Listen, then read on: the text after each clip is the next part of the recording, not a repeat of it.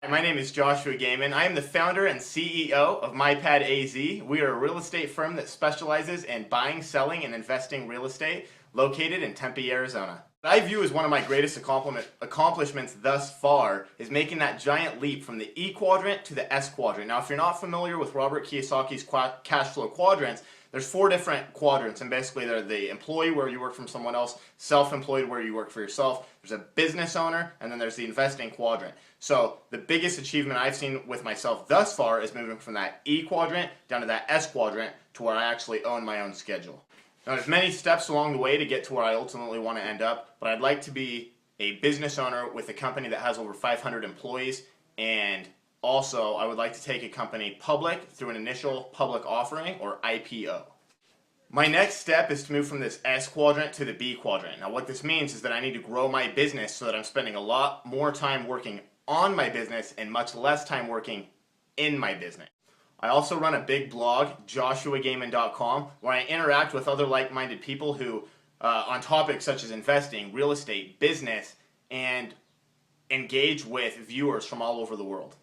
You know, I consider myself to be successful for one reason. I do what I want to do when I want to do it. Now, my story begins when I was 20 years old. I had just flunked out of college. Basically, I went to college for 2 years to play football. Obviously, you can't go to college and just play football. You have to go to the classroom too. There's this academics portion. Well, that didn't really go too well with me. So a couple years after college, I winded up back in my hometown and stumbled across this job listing in the real estate classified section. Walked into the local dealership, got an application, filled it out. I guess I just had some nerve because I actually did this crazy thing called a follow-up call and a follow-up visit, walked into the dealership, and they gave me a chance. It was about 90 days into what I call my sales internship, where I was learning how to sell these, happen to be Chevrolets, and the sales manager sat me down. He said, "Josh, you've sold like 3 cars over the last 3 months. If you don't sell 5 cars this month, you don't have a job."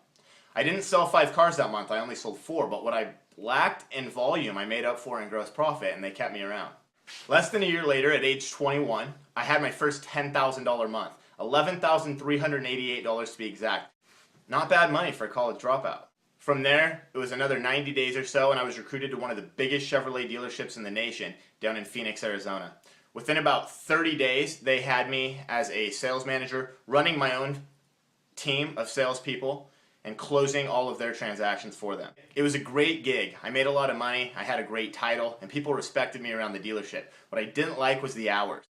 And I could tell right then it was a business that was not going to be a long-term fit.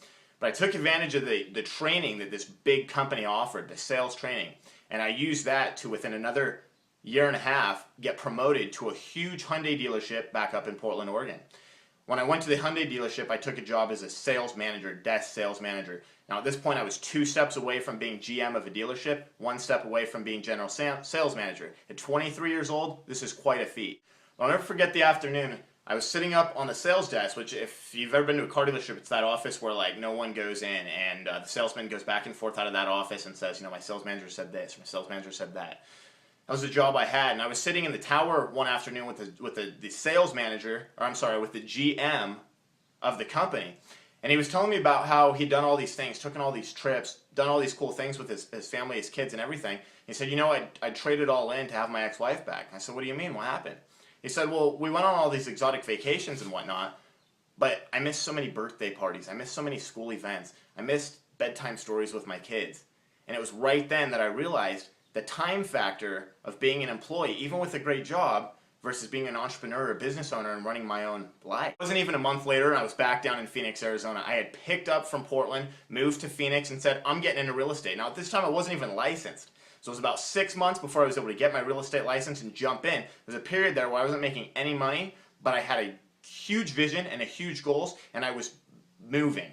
6 months later, we founded the company in December of 2009. My first year in real estate, I was recognized by Keller Williams Arizona Realty as their Rookie of the Year. In my second year in real estate, I increased my sales over 300%.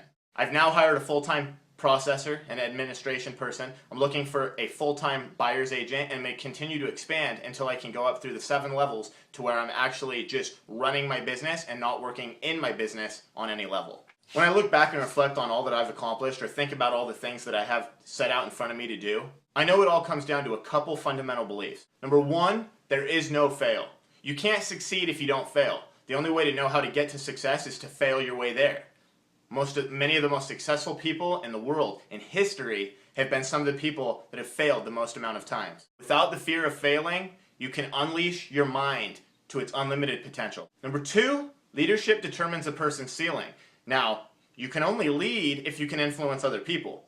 And no matter what your dedication to success is, there's a very low ceiling if you don't have any leadership ability. So it's very important to me that I continue to improve upon and have a purposeful action plan to my leadership skills in moving forward. If you can add dedication to success and leadership ability, the ceiling for your achievements is unlimited. And the third biggest thing is you have to have faith.